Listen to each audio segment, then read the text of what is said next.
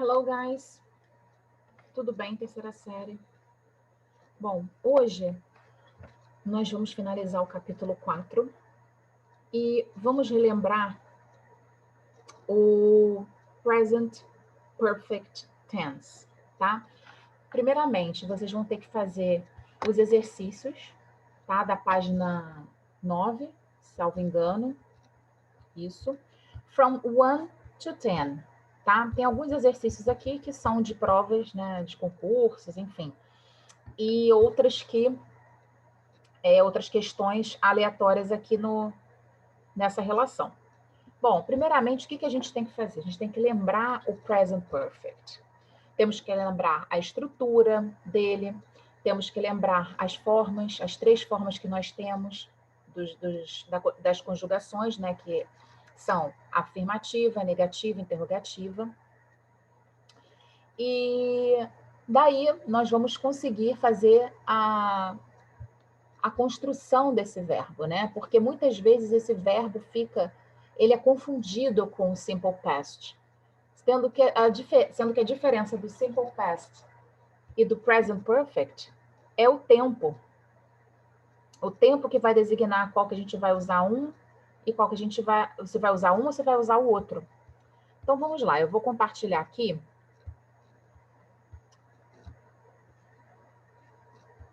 algumas informações sobre o present perfect tense, tá? Então, vamos à estrutura desse tempo verbal. Como que nós temos? Como que ela é formada? Ela é formada pelo subject, sujeito, mais o have or has, dependendo de qual é o sujeito, né? Se for o I, you, we and they, vai ser o have. Se for o he, she, it, vai ser o has. Mais o verbo no particípio passado. Teacher, qual é o verbo no particípio passado? Como que eu vou saber? Bom, temos os verbos no infinitivo, temos verbos no passado e temos verbos no particípio passado. O que seria o particípio passado? Por exemplo, nós temos um exemplo aqui do verbo to drink, que está aqui, ó. Drink.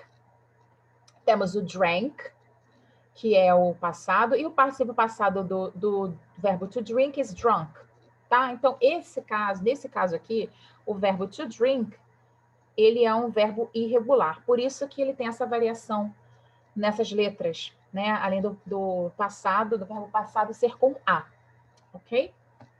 E temos também o particípio passado que não muda. Por exemplo, o verbo to arrive, que é um verbo regular, o passado dele é arrived, a gente coloca um D, e o particípio passado é arrived também. Então, vários verbos no particípio passado têm a mesma flexão que o verbo no passado. Então, vamos lá a um exemplo na affirmative form. Vamos começar pela affirmative form. Eu vou dar um exemplo para vocês. They have been to London recently. Tá? Então, eles estiveram em Londres recentemente. Lembrando que temos também os marcadores de tempo. Nesse caso aqui é o recently, que é o recentemente. Temos o lately, que é o ultimamente. Temos o for, que indica o período de tempo, por exemplo, por 10 anos, for 10 years. Temos o since. Since, que é o desde. Temos o what else? O yet, o already.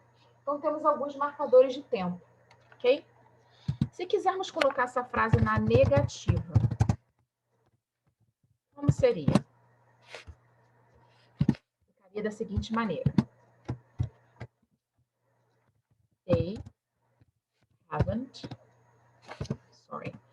haven't been to London recently. Ok? Então, temos o verbo to have flexionado aqui a forma contrata do verbo to have com not. Poderíamos responder, they have not been. Mas a gente faz a forma contrata e fica haven't, tá? Então, ele sofre essa alteração aqui por conta da forma negativa. Ok, e como ficaria esse tempo verbal na interrogative form? Como nós faríamos? Nós temos que passar o have, que está aqui, para frente. Então, como seria? Trocamos a ordem. Então, seria have they been to London? Oh gosh. To London recently? Eles estiveram recentemente em Londres? Have they been to London recently? A gente só mudou, só inverteu. Então, é muito simples fazer essa estrutura, utilizar esse verbo. A gente tem a ideia de que foi um tempo, durante uma época, no passado, uma ideia vaga de tempo, mas não temos esse tempo totalmente marcado, como no simple past. Por isso, às vezes, surge a dúvida. Porque o simple past, a gente tem o tempo marcadinho como yesterday, foi ontem, last week, 5 minutes ago, 5 minutos atrás. Então, assim, é fácil identificar. Tendo essa estrutura e tendo esses marcadores de tempo que informam uma ideia que aconteceu no passado, mas a gente não sabe exatamente quando foi, tá? Então, aqui, vocês vão ter essas questões para completar com o tempo verbal adequado, tá? E aqui é o present perfect. E, por exemplo, aqui no letter A, vocês têm que corrigir porque fica da seguinte maneira. Deixa eu corrigir aqui do lado. Aquela outra forma se misturou aqui, mas deu para vocês entenderem, né? Qualquer dúvida, é só vocês mandarem uma mensagem para mim lá na central de dúvidas, ou então falarem comigo na central de dúvidas, ou então vocês podem mandar uma mensagem no Google Classroom, ok? Mas aqui, ó, vai ser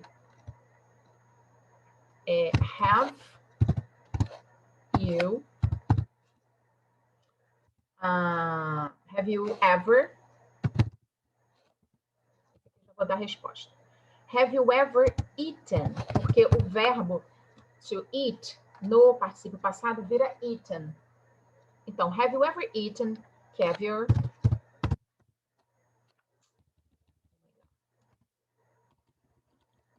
Ok? Então, vocês vão fazer isso nos demais exercícios, tá? E o que nós vamos fazer de atividade devolutiva? Ela vai ser a seguinte.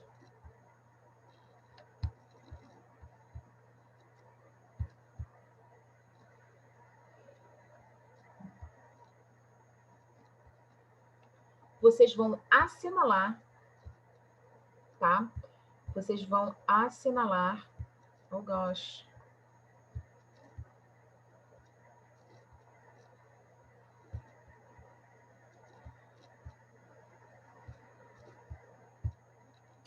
Vocês vão assinalar a alternativa correta usando o present perfect. Eu sinalizei aqui em amarelo alguns marcadores de tempo, algumas dicas que vocês têm que essas frases estão no present perfect, tá? Então, nós temos aqui 5 frases em que vocês vão utilizar o present perfect, tá bom? Então, essa é a atividade devolutiva. Se vocês tiverem alguma dúvida, é só entrar em contato comigo ou então falar na próxima aula, ok? So, guys, see you next class and bye-bye.